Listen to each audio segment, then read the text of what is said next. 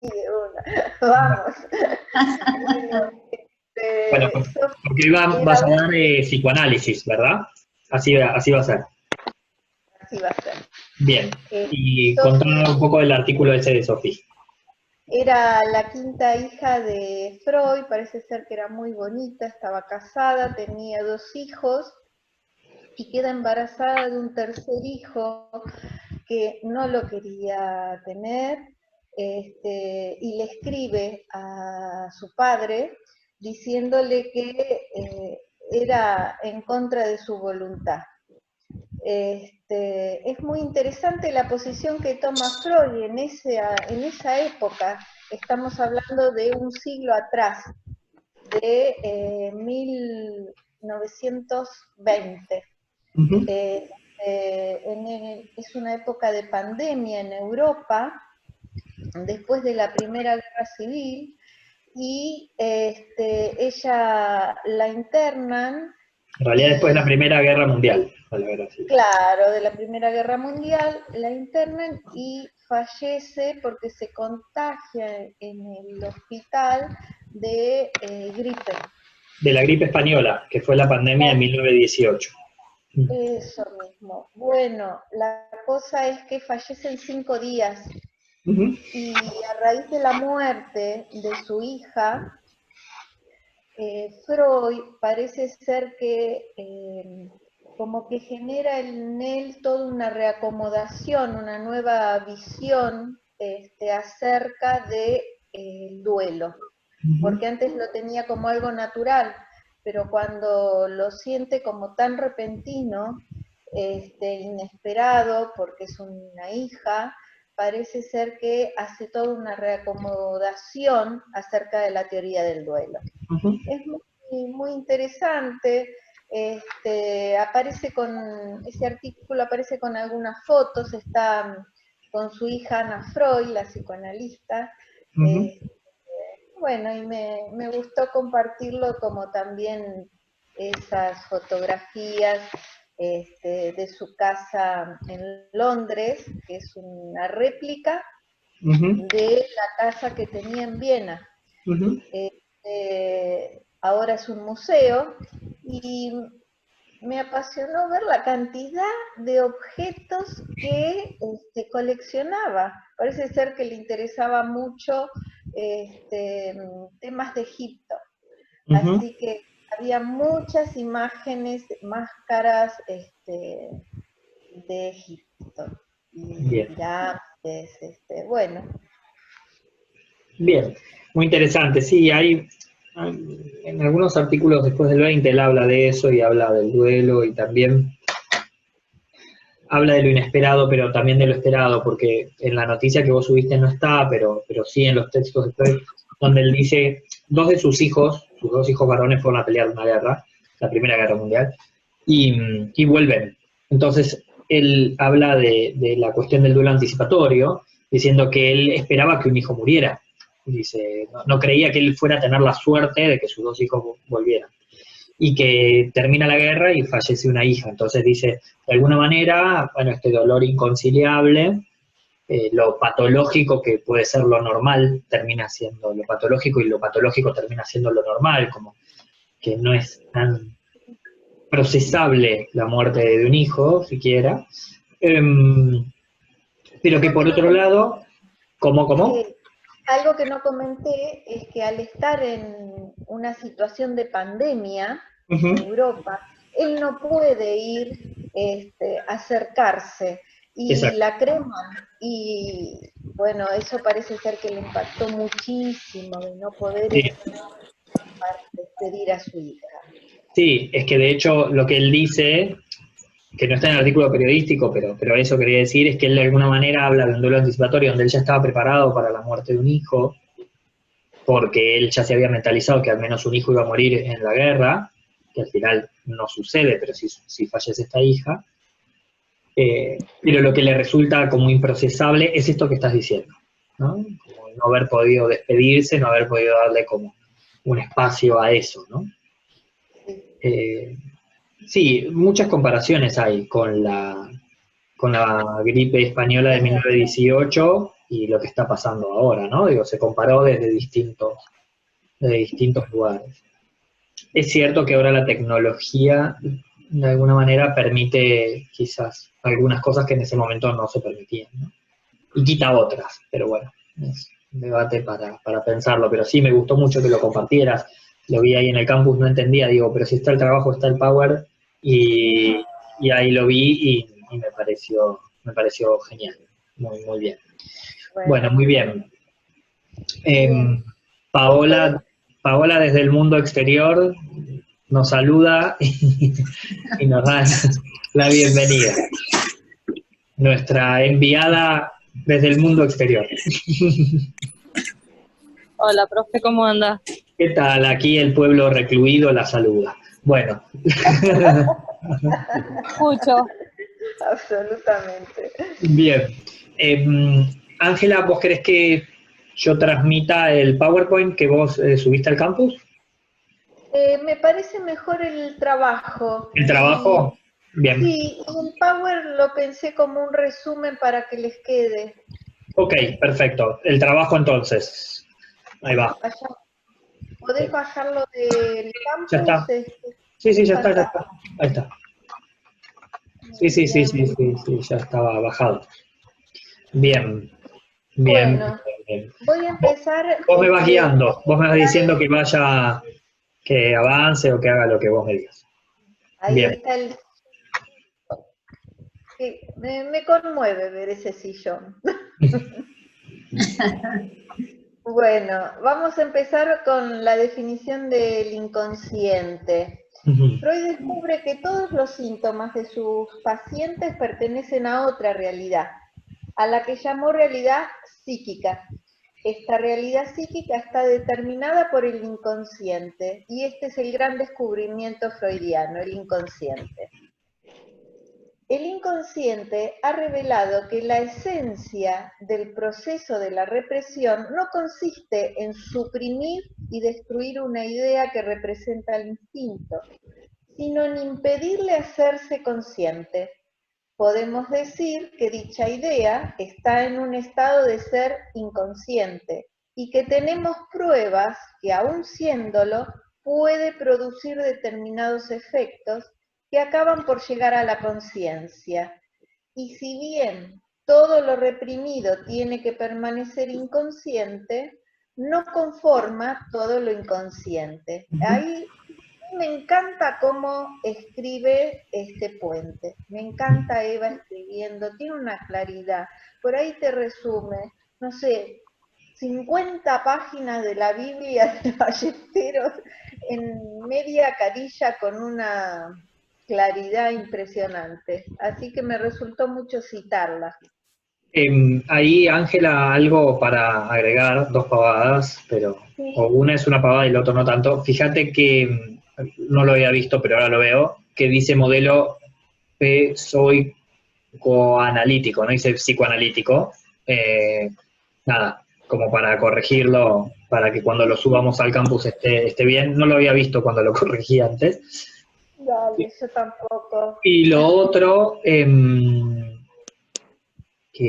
no me parece una pavada y que está bueno para empezar a hablarlo. Sí, a mí también me encanta cómo escribe Eva, indiscutidamente, pero lo que quería decir es, siempre se le atribuye el descubrimiento del inconsciente a Freud. Y Freud descubre el inconsciente como quizás Cristóbal Colón descubre América. ¿Qué quiero decir con esto?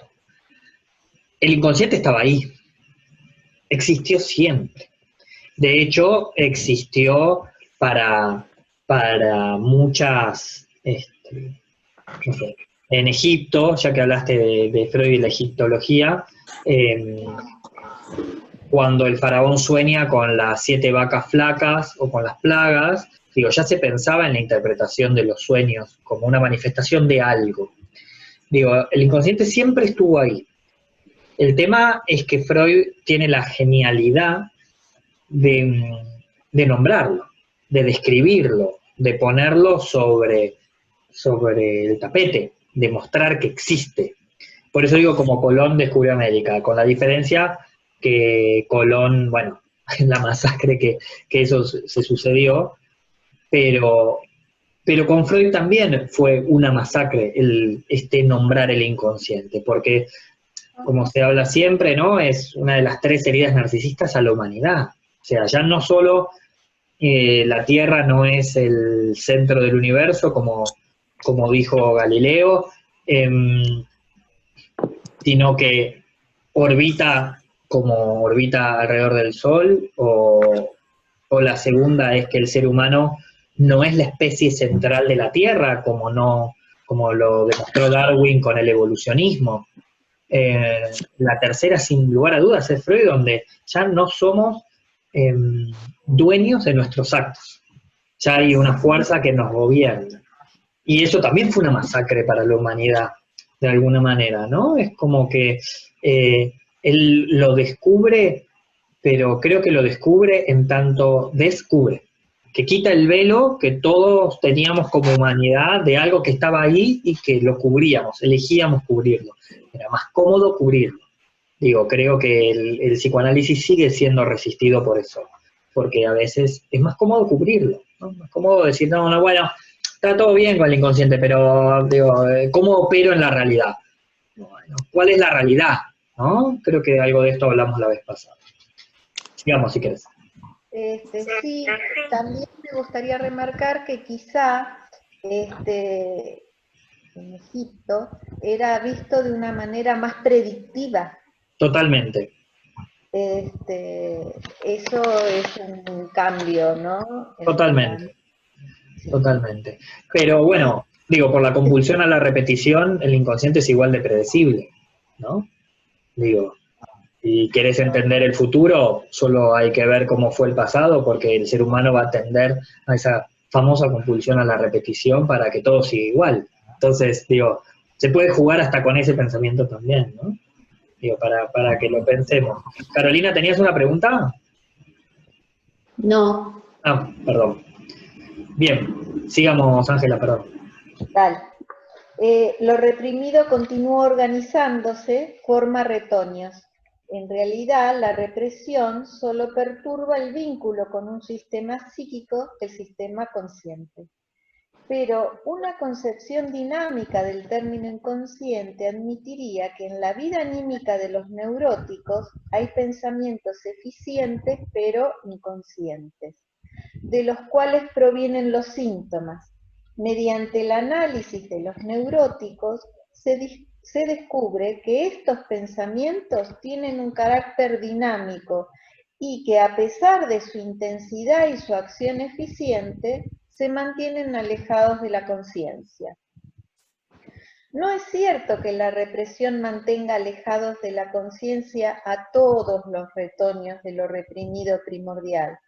Cuando se practica la técnica psicoanalítica, se le pide al paciente producir esos retoños de lo reprimido a través de las asociaciones libres. Y se observa que se dan una serie de pensamientos que se ven interrumpidos cuando el vínculo de estos con lo reprimido se hace sentir tan fuerte que se vuelve a repetir la represión. ¿Cómo llegar al conocimiento del inconsciente?, se plantea Eva Puente. Solo lo conocemos como consciente. Esto es, después de haber experimentado una traducción a lo consciente. La labor psicoanalítica posibilita esa traducción. Para llevarlo a cabo, es necesario que el analizado venza ciertas resistencias, las mismas que actuaron cuando reprimieron el material, rechazando las de lo consciente. Pero la conciencia solo integra un limitado contenido, de manera que la mayor parte de aquello que denominamos conocimiento consciente permanece durante largos periodos de tiempo en estado de latencia, esto es, en estado de inconsciencia psíquica. Sí, ahí hay algo que es, no me acuerdo si lo hablamos con ustedes o no, bueno, pero lo traigo a colación ahora. Vieron que el inconsciente en esta, sobre todo primera tópica, se compone como de tres inconscientes, ¿no? De tres partes del propio inconsciente, ¿no? Digo, hay un inconsciente que nunca va a acceder a la conciencia, que no hay manera de traducción, que siempre va a quedar inconsciente. De alguna manera es como un inconsciente donde la represión fue eficaz, porque la realidad es que nosotros sabemos de la existencia del inconsciente, como bien dice Eva, a través del consciente, porque la represión falla. Si no fallara, si fuera completamente eficaz, no nos enteraríamos, porque reprimiría por completo el afecto y la representación, ¿no? Un segundo inconsciente, que es el que aflora justamente por estas fallas de la represión y a través de los canales que creo que a esta altura ya todos manejan bien, ¿no? Que tiene que ver con el sueño, con el chiste, con los actos fallidos, con los lapsus. Pero también hay un inconsciente, me gustó esto que dijo Eva el periodo de estado de latencia, que puede acceder a la conciencia sin demasiado conflicto, pero que no está presente en la conciencia. Digo, ¿esto ya lo habíamos hablado con ustedes en otra clase? ¿O no? No. No. Digo, si le pregunto, por ejemplo, a Camila, de algún docente de su escuela primaria, ¿sí? Eso sí lo hicimos, ¿no? Sí, sí. Claro, es algo que está almacenado en el inconsciente, pero que la realidad es que carece de conflictiva, porque ella lo puede traer. No obstante, por supuesto, ese recuerdo que trae probablemente esté tenido de cuestiones que tienen que ver con recuerdos encubridores, con afectos, etcétera, etcétera, y ahí empieza a operar, ¿no? El afecto y las representaciones. Pero hay un inconsciente que puede acceder a la conciencia sin mediar mucho más, ¿no? Pero que se almacena, ¿no? Como un almacén. Bien, sigamos. Digamos con aparato psíquico. Bien. El aparato psíquico funciona con energía, también llamada afectos placenteros y displacenteros, y representaciones. Imaginemos, dice él, es un ejemplo de una torta que te preparan para un cumpleaños. Entonces aparece ligado a una emoción placentera, pero también puede pasar que esa torta se caiga. Entonces aparece ligado a un afecto displacentero. Entonces, lo importante es cómo esta representación aparece ligada a un afecto placentero o displacentero. En este caso, tanto el placer como el displacer son energías que circulan entre las representaciones que están en el aparato psíquico. Freud denomina con la palabra aparato a la mente para subrayar la capacidad de la misma para transformar esta energía psíquica. A su vez señala instancias o partes que modulan y controlan los recorridos de dicha energía, vistos como tópicas del aparato psíquico. Y desarrolló en dos periodos distintos. La primera fue la Pelmer, entre los años 13 y 15, con el consciente, preconsciente y el inconsciente. Y la segunda, a partir del año 20, 1920, con yo, ello y superyo. Después voy a hablar del término pulsión, que el psicoanálisis emplea el término de pulsión como impulso que tiende a la consecución de un fin. La pulsión es una fuerza constante que ataca desde el interior del cuerpo.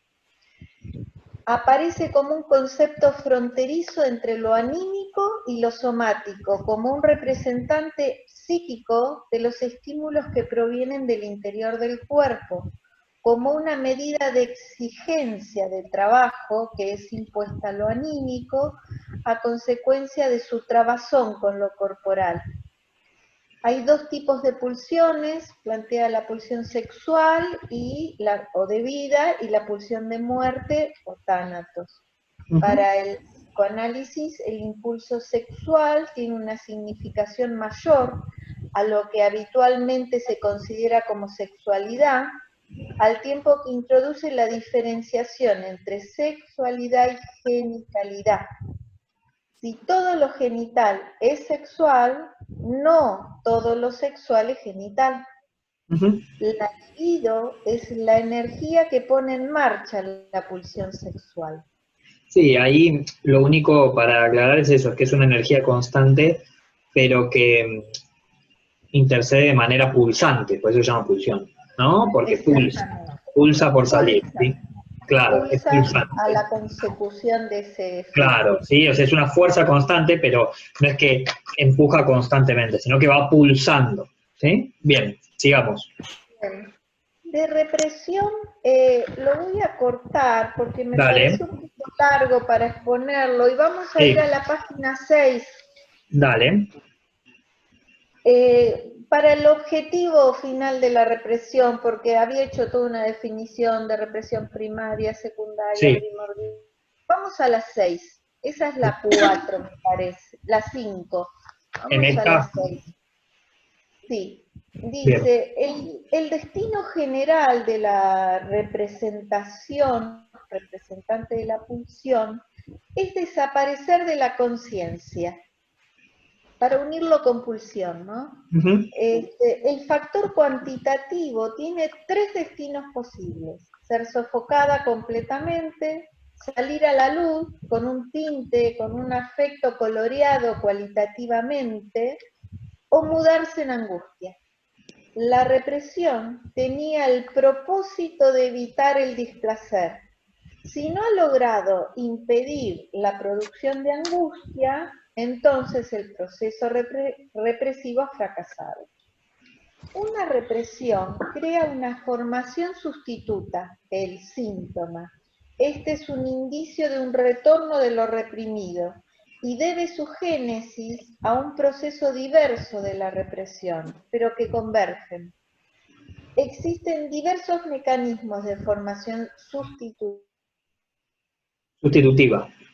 Habla en la fobia, la representación fue sustituida vía desplazamiento por otro objeto y el monto de afecto se ha transpuesto en angustia. En la histeria de conversión, el monto de afecto, el contenido produce como formación sustitutiva, ya sea como inhibición o como excitación sensorial o motriz. La neurosis obsesiva produce una formación sustitutiva en la alteración del yo como escrúpulos de conciencia extremos. Y acá puse la definición de Laplanche, que me pareció muy, muy clara, por eso evitar las otras páginas. La define como operación por medio de la cual el sujeto intenta rechazar o mantener en el inconsciente representaciones, pensamientos, imágenes, recuerdos, ligados a una pulsión. La represión se produce en aquellos casos en que la satisfacción de una pulsión susceptible de procurar por sí misma placer ofrecería el peligro de provocar displacer en virtud de otras conciencias. Exigencias. De otra exigencia, que es el consciente. Tal cual. La represión es particularmente manifiesta en la histeria. Puede considerarse como un proceso psíquico universal en cuanto se hallaría en el origen de la constitución del inconsciente como dominio separado del resto del psiquismo. Bien. ¿Sí? ¿Seguimos? Sí, dale, avancemos. No sé si tus compañeros tienen alguna pregunta, si no avanzamos un poco más. ¿Se le puede poner a Penita de Zoom? Sí, se le puede. Ahí. Un poquito más. Bueno. Ahí. Sí, ahí estaría bien. Ujú, Bien, gracias. de nada.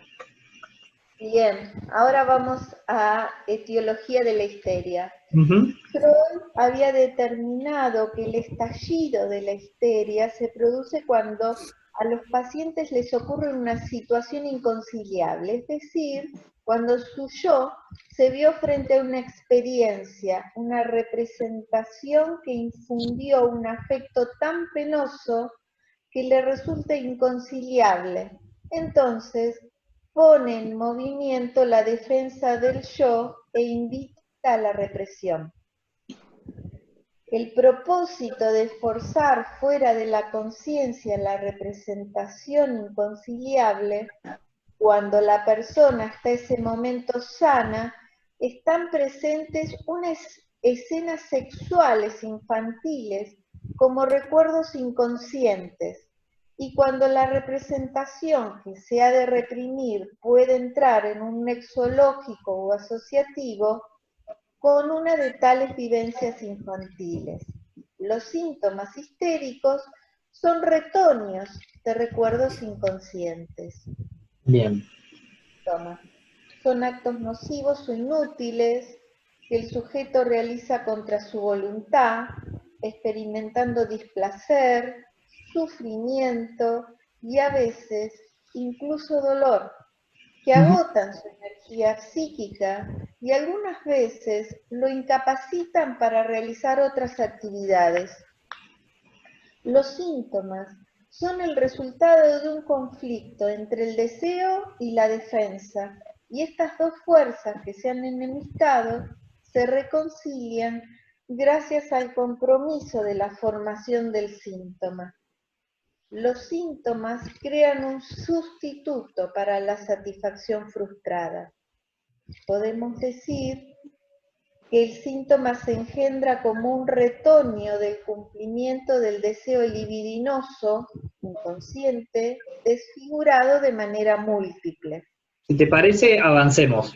Me parece que ya está claro, ¿no? Lo del síntoma que se va Perfecto. formando, ¿sí? Vamos. Bueno, por ahí lo que puedo nombrar es lo de mis tesis, cuando él hace un cambio. Dale. eh, en el 15, recordame, 1915 fue mi tesis, no me Sí, acuerdo. pero no sé en qué página sí. Él En hace 915. etiología de la neurosis en el Sí, 1915. 1915. Él lo que dice es que acá ya no le da tanta importancia al hecho traumático como creía, ¿no? Sino de las fantasías inconscientes que Ujú, aparecen para defenderse de la propia práctica sexual masturbante de los primeros años en la primera etapa, ¿no? ujú. Piensa hablar de la sexualidad infantil. Eso me pareció importante. Sí, claro. Y ahora vamos con la transferencia, si te parece. Dale. En realidad de transferencia, si querés, Sí, hablemos de la definición de la planche, que me parece que es clarísima, ¿no? vamos. Y después vayamos directo a la iniciación del tratamiento, ¿te parece? No, no, me parece fantástico. Designa en psicoanálisis el proceso en virtud del cual los deseos inconscientes se actualizan sobre ciertos objetos dentro de un determinado tipo de relación establecida con ellos y de un modo especial dentro de la relación analítica. Se trata de una repetición de prototipos infantiles, vivida con un marcado sentimiento de actualidad, casi siempre lo que los psicoanalistas denominan transferencia, sin otro calificativo, es la transferencia en la cura. La transferencia se reconoce clásicamente como el terreno en el que se desarrolla la problemática de una cura, caracterizándose esta por la instauración, modalidades, interpretación y resolución de la transferencia. Y ahí, digo, de transferencia hay mucho para decir, pero lo que sí quiero decirles, específico, primero es que, digo, otra de las genialidades, ¿no?, de Freud es haber descrito ese fenómeno, ¿no? No solo haber descrito, sino operar sobre ese fenómeno, ¿no? Digo, utilizarlo para el análisis. Pero que es un fenómeno que sucede todo el tiempo. Digo, la realidad es que nosotros transferimos todo el tiempo contenidos inconscientes a otros objetos significativos. Indudablemente. El único tema es que en la vida fuera del consultorio analítico no se interpreta.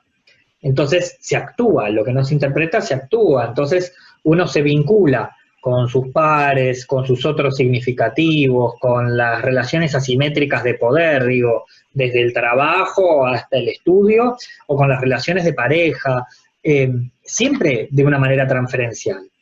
El tema es que no se interpreta. Entonces, al no interpretarse, se actúa. Entonces uno dice, ¿por qué será, no? Uno escucha que en el consultorio, ¿por qué será que siempre a mí me tocan jefes que son todos hijos de puta? No, no es que te tocan jefes que son todos hijos de puta, es que transferencialmente, en ese vínculo asimétrico, transferís contenidos internos sobre esa persona y evidentemente despertás en ella ese tipo de contenidos. ¿Se entiende esto? Lo fantástico del análisis es tener un espacio donde eso puede ser interpretado, porque hacerlo hacemos todo el tiempo. Y lo otro, para hablarles de transferencia, que también me parece importante, no hay teoría psicológica que no mencione como punto de partida, invariablemente, el tema vincular.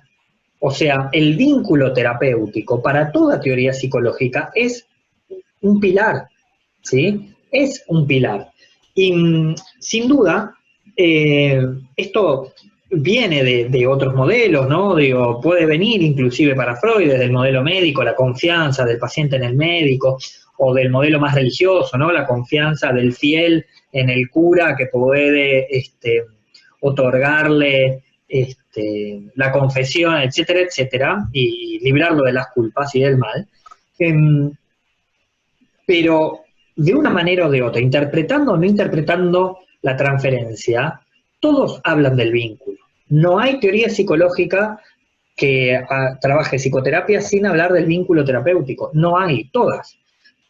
Como transferencia en el psicoanálisis, como rapport, como sistema, como Alianza terapéutica. como alianza terapéutica, gracias Carolina, de todas las maneras posibles, siempre se toma el vínculo como una piedra angular para cualquier psicoterapia.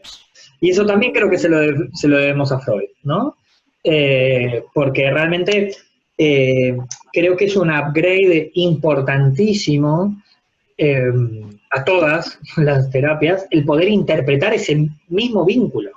Digo, darle una interpretación entendiendo que en el vínculo siempre hay contenidos inconscientes volcados, siempre, invariablemente, en todo vínculo. Pero por lo menos el consultorio es un espacio donde se puede trabajar sobre eso y no solo actuarlo, ¿no? Como lo actuamos generalmente en la vida, ¿no? Digo, me parece interesante eso. Bien, vamos a ir. Cuando pone la palabra, Freud dice, señala, que no se debe ceder frente al paciente que niega sus ocurrencias. Me encantó cuando dice, no se debe ceder. No, no se debe ceder. Tal cual. Claramente. ¿Querés que vayamos al inicio del tratamiento, sobre la iniciación del tratamiento? ¿Cómo no? Que es lo que acabas de decir, de hecho. Estamos en iniciación. Sí. Claro, sí, sí, exacto. Solo se hablará de ella cuando sea resistencia para la cura. A su vez, solo se comunicará al paciente el significado de tal o cual ocurrencia una vez que se haya establecido una transferencia operativa, un rapport. No hará más que crear mayores resistencias cuanto mayores aciertos tenga. No vale de nada informar al paciente sobre sucesos de su vida, ya que esto no asegura que sorteará las resistencias al acceso consciente. El motor más directo de la terapia es el padecer del paciente y el deseo que ahí se engendra de sanar. Es mucho lo que se debita de la magnitud de esta fuerza pulsional. Sí, muy bueno toda esta parte, eso, y quiero resaltar algo, hilándolo con la clase pasada, con que vimos lo de transferencia. No hará más que crear mayores resistencias cuanto mayores aciertos tenga.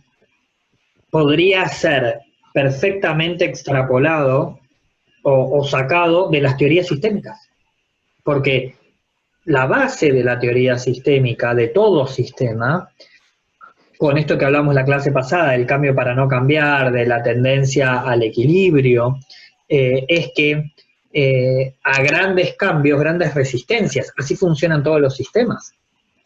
Entonces, digo, esto de no hará más que crear mayores resistencias cuanto mayores aciertos tenga, también se ve y es analizado por el psicoanálisis, ¿no? Digo, si uno avanza demasiado rápido en el psicoanálisis, la verdad que las resistencias también van a ser muy grandes, porque el inconsciente, el aparato en su conjunto va a defenderse, porque va a tener también ese mismo equilibrio, igual que lo plantea la sistémica, solo que la sistémica lo plantea para el sistema en su conjunto, no para el sistema mental, y Freud lo plantea para el sistema mental, ¿no?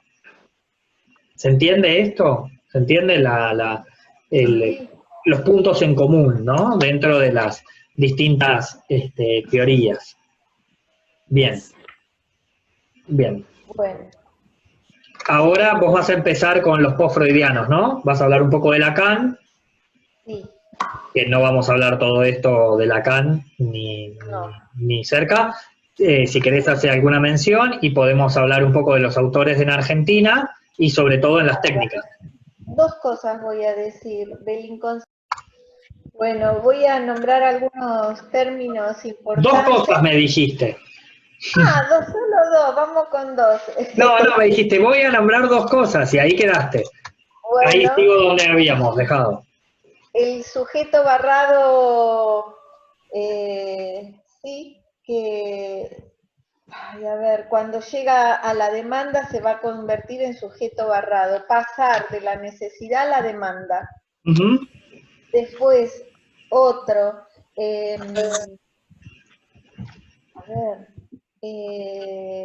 que vos quieras, yo me habías dicho, les voy a decir dos cosas. Lo real, lo imaginario y lo simbólico, que son tres dimensiones que él llama registro. Exacto. Lo compara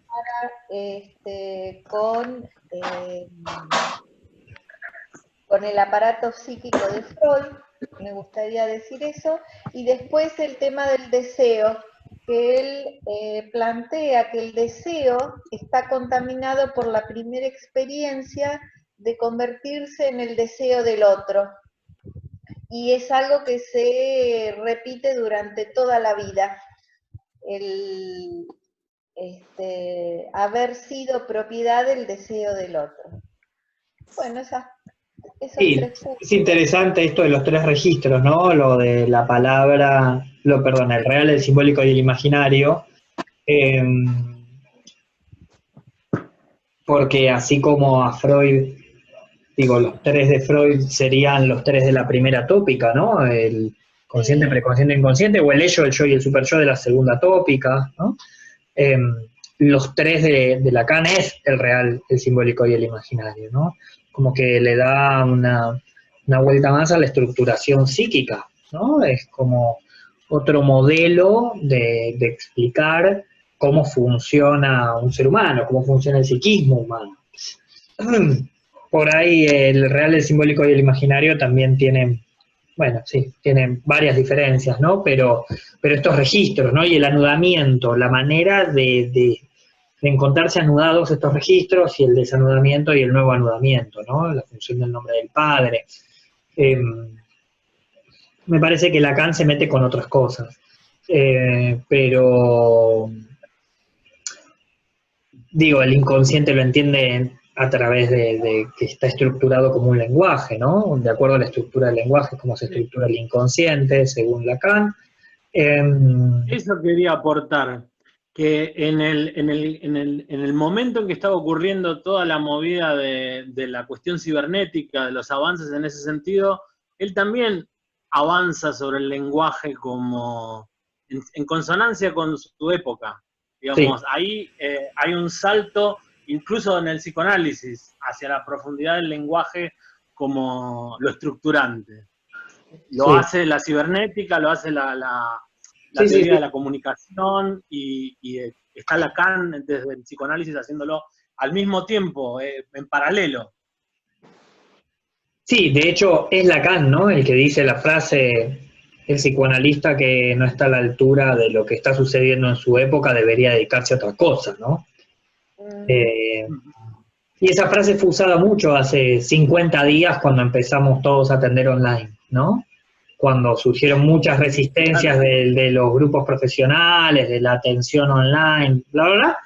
La frase de Lacan la pegaban en todos lados, como diciendo, bueno, muchachos, es lo que sucede en nuestra época ahora, o sea, no podemos caernos de esta porque es esta la que nos toca vivir, ¿no? Entonces, no obstante, lo hablaba con Eva hace 2 semanas y le decía, ¿no? Bueno, esto, los que están como en la primera línea de batalla, los que están batallando en el hospital y el rol del psicoanalista.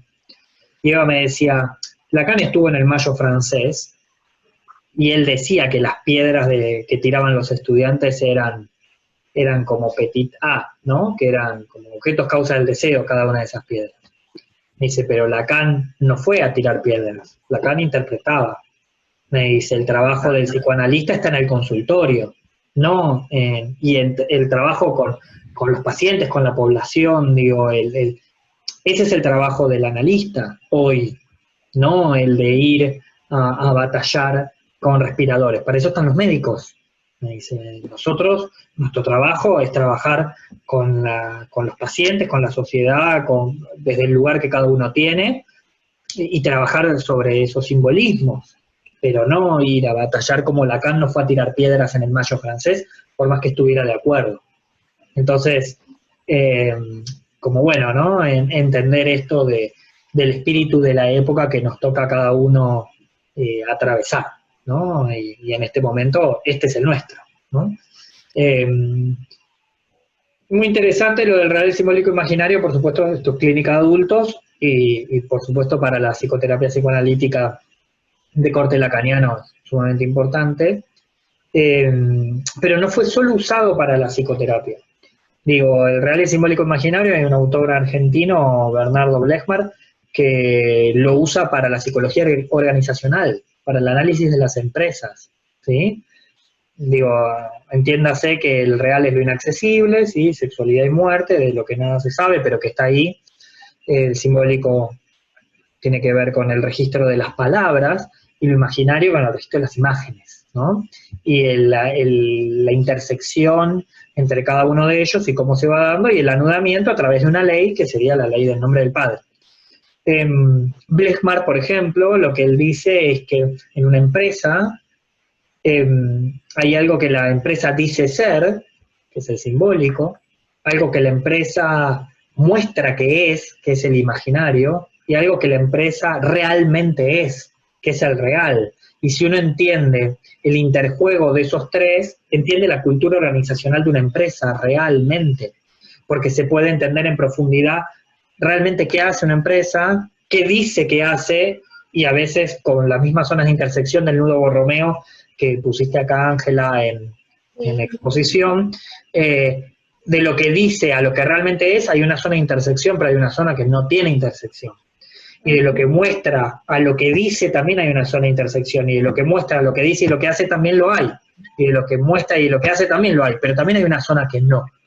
Entonces, digo, bueno, entender esto mismo también se ha usado en distintos campos de la psicología, no solo para la psicología clínica. Eso es lo que quería decirles. Qué interesante. Me gustaría saber qué bibliografía es. ¿Sabés cuál de los libros toma esa temática, Blechmar? Sí, no, Blechmar. Ahí te lo escribo. Ah, pensé que era Blechmar. No, Blechmar, Bernardo Blechmar. Ya te lo escribo. Bernardo Blechmar. Ahí está, ahí se los puse, no, en sala de espera no, para todos en la reunión. Perdón, ¿eh? Ahí está. Bernardo Blechmar. Gracias. Psicología empresarial, creo que se llama. Bien. Avancemos, Ángela. Sí. Bueno, voy a nombrar algunos autores clásicos. A Otto Kemper, a Melanie Klein, a Maud Manoni, a Tustin, a Winnicott, y actuales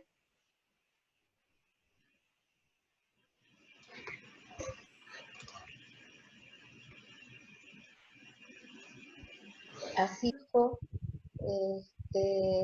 Estuve viendo algunos libros de ellos, si querés los nombros, y nos seguimos y nos vamos específicamente a las técnicas psicoterapéuticas. Dale. Bien, pero interesante porque fuiste autores argentinos también, eso, ¿no? Silvia Blechmar o Eva. Fundamentales. Sí, sí, sí.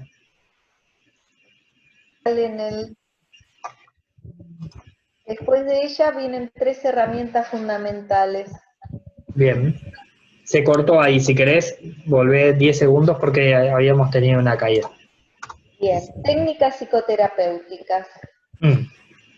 La práctica no depende de un dispositivo. El trabajo analítico puede ser desarrollado en forma de psicodrama psicoanalítico y otros. Lo que define dicho trabajo no son, por lo tanto, los aspectos formales, sino su cometido, elaboración de los contenidos inconscientes, sea en la modalidad de interpretar lo latente en el discurso manifiesto, sea la transformación de los modos inconscientes de funcionamiento psíquico o ambos al mismo tiempo, y la adecuación del clínico a dicha tarea. El psicoanálisis clásico, en dispositivo diván, sillón, se piensa en términos de modalidad peculiar, entre otras posibles, de psicoterapia psicoanalítica. Los criterios para la elección de un determinado tipo de dispositivo parecen abiertas a las características de cada paciente y de cada terapeuta. 3 herramientas fundamentales. Nombra Sanz Daniel: la regla de la asociación libre o libre asociación de ideas, la atención flotante y el corolario de ambas, la regla de la abstinencia, renunciar a juzgar, a educar o hacer ortopedia sobre el material colectado desde la asociación libre y la atención flotante. Bien. La descripción de cada una, pero me parece... Sí, eso ya lo sabemos y que, digo, es interesante porque está bueno lo que pusiste de Sanz. Ok, perfecto. Acá creo que podríamos ir a la abstinencia y a lo que otros autores nombran también, porque, digo, más vale que las 3 técnicas fundamentales del psicoanálisis es la asociación libre para el paciente, se le propone al analizado, la atención flotante que ejerce el psicoanalista y la regla de abstinencia. Por supuesto, eso es el ABC de técnicas psicoterapéuticas para un analista, pero no es lo único, ¿no? Digo, acá hablas de varias, que lo de otros autores que está bueno, pero también digo... La interpretación de los sueños, por ejemplo. Claro, es que de alguna manera la interpretación es una técnica psicoterapéutica. Sí. El sillón que a vos tanto te gustó de Freud, el diván, es una técnica. Elegir usar el diván con los pacientes es una técnica psicoterapéutica en sí misma, que acá no lo nombran, pero es importante tenerlo claro, digo, tiene una función. A ver, tiene una coherencia el diván con la teoría, no es que es solamente para que el paciente esté más cómodo. Digo, lo podemos justificar desde muchos lados el uso del diván. Digo, desde el peine en el sueño y la inhibición del polo motor para la asunción de energías del polo perceptual. Entonces, que el analizante esté en una posición más relajada, con el polo motor inhibido, para que el líbido vaya hacia el polo perceptual y de esa manera tenga mejores asociaciones. O sea, desde el inicio de Freud hasta el tema de la mirada, el peso de la mirada del analista, que desde la...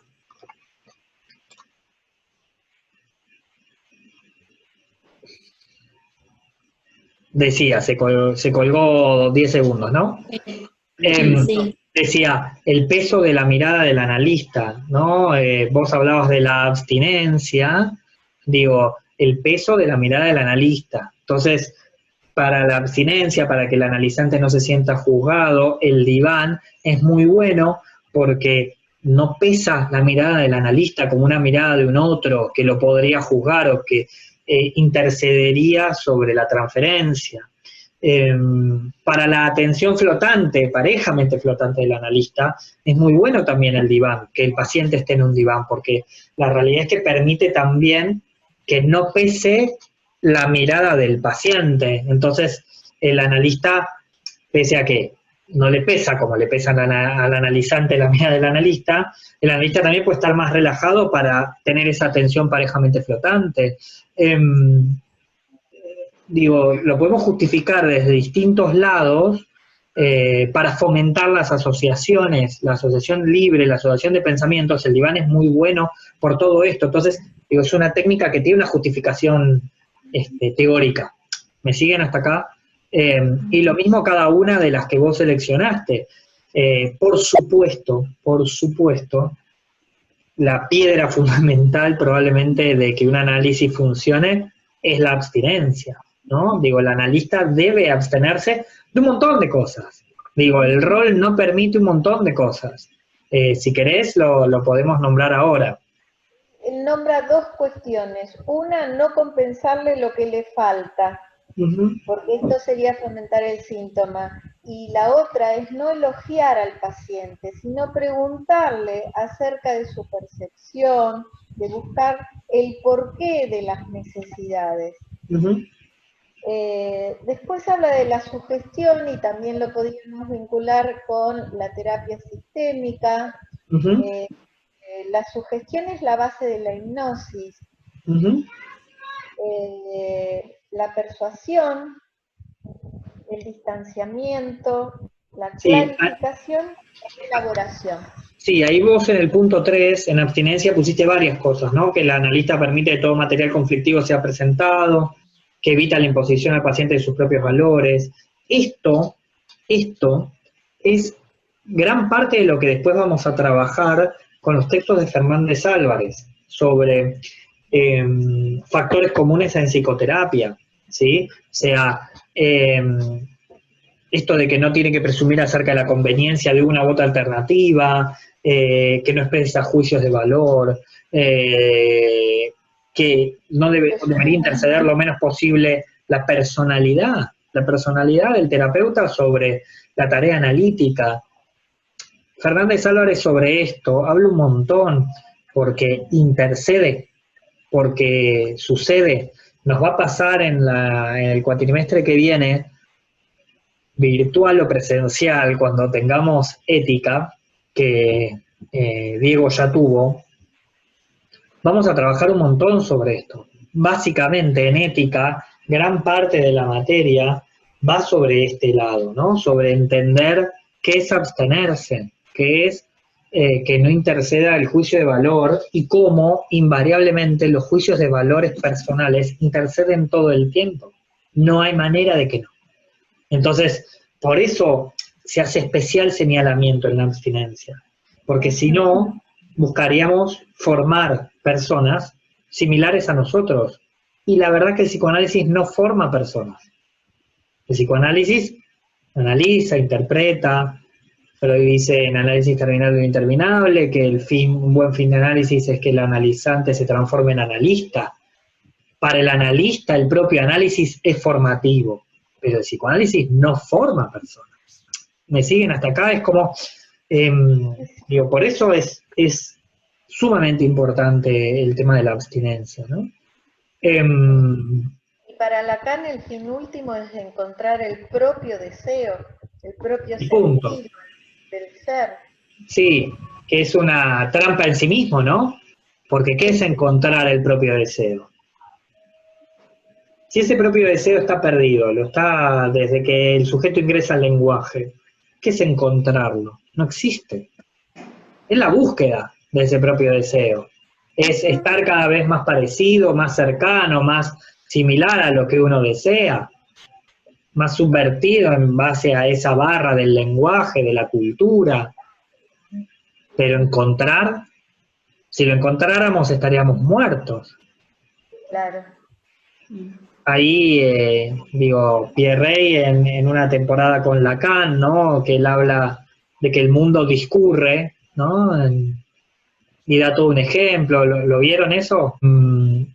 Hoy con la mirada del siglo XXI, digo, deberíamos reformular la afirmación de Pierre, pero la teoría sigue siendo intacta, ¿no? Sigue siendo la misma, ¿sí?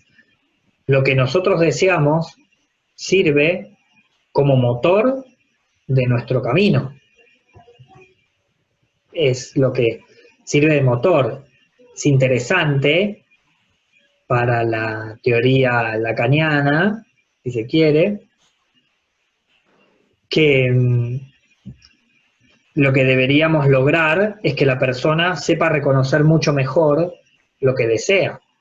Sí. Porque si no, en realidad ese motor va a estar signado por algo que no tiene ni idea de lo que realmente está deseando. Y que quizás es muy alejado a lo que realmente esa persona podría desear. Pero el deseo no se concreta, ¿no? Uh-huh. Por suerte. ¿No? Bien. Bien. Excelente. Gracias. Excelente. ¿Hay alguna duda de esto? Voy a dejar de compartirles la pantalla.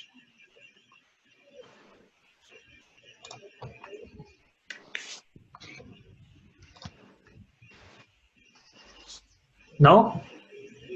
No, la verdad que no. No. Bien, fue muy claro, ¿no? Fue muy amplio. Sí. Bien. Me parece que lo interesante, me gustó mucho cómo ir de los más clásicos a lo más actual. Hay algo para decir sobre esto y es que creo que me gustó la selección que Ángela hiciste sobre los más actuales, porque siento que respetan las bases, digo, de lo que se intentó decir en esos momentos, pero adaptados también a la realidad actual. Digo, piensen que Freud en un inicio decía que en el consultorio no debía haber, o sea, que todo debería ser la construcción del espacio por parte del analizante y que como que las transferencias tenían que ser más limpias, por eso el espacio debía ser como un poco más estéril, ¿no? De alguna manera. Pero vos empezaste esta clase contando de las imágenes del Museo de Londres, muy similar a la Casa de Viena, o una réplica igual, de la cantidad de cosas que él tenía en el consultorio. Entonces, siempre es Freud el que nos va a ir mostrando de alguna manera el camino donde de alguna manera él nos va a ir marcando que ese tipo de rigideces, esa cosa de no, nada tiene que favorecer, no sirve. Era él el que iba a caminar con los pacientes por el Prater, ¿no? Y era él el que iba a caminar con los pacientes por el Prater. Perdón, porque... No era ortodoxo. No, claro que no. No, claro que no. No era ortodoxo. No, todo lo contrario. Imagínense, ¿cómo va a ser Freud ortodoxo si en el 1900 empezó a decir que los niños varones de 3 años querían tener sexo con sus mamás y matar a su papá? Sí. Claro. Hoy lo dice alguien 120 años después y es tremendo.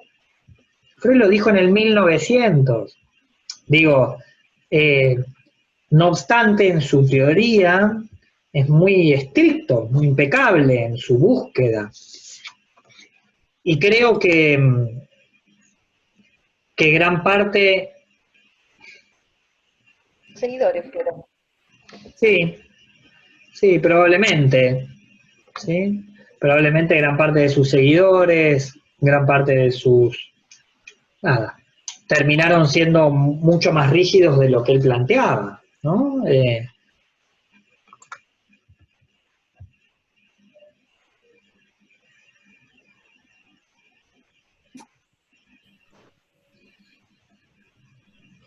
Digo, de alguna manera, Lacan también va por esa misma línea, ¿no?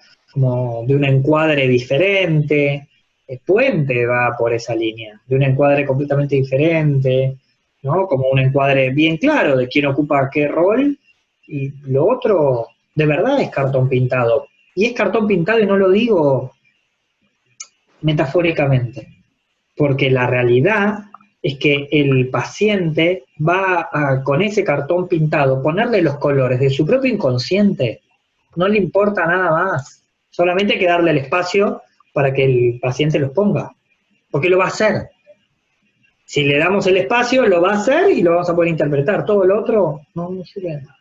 Entonces, bueno, me parece interesante eso. Por eso me gustó cómo fue armado el trabajo. Me parece que es sumamente respetuoso, absolutamente respetuoso de la teoría psicoanalítica. Eso quiero decir. Siento que fue armado desde el absoluto respeto de cómo se piensa el psicoanálisis, sobre todo hoy, ¿no? Y te salteaste, nada, todas esas confusiones, creo, a mi criterio, de cuestiones tan estrictas, tan rígidas, tan ortodoxas, tan... que nada abonaron a la teoría psicoanalítica, ¿no? Por supuesto. ¿Bien?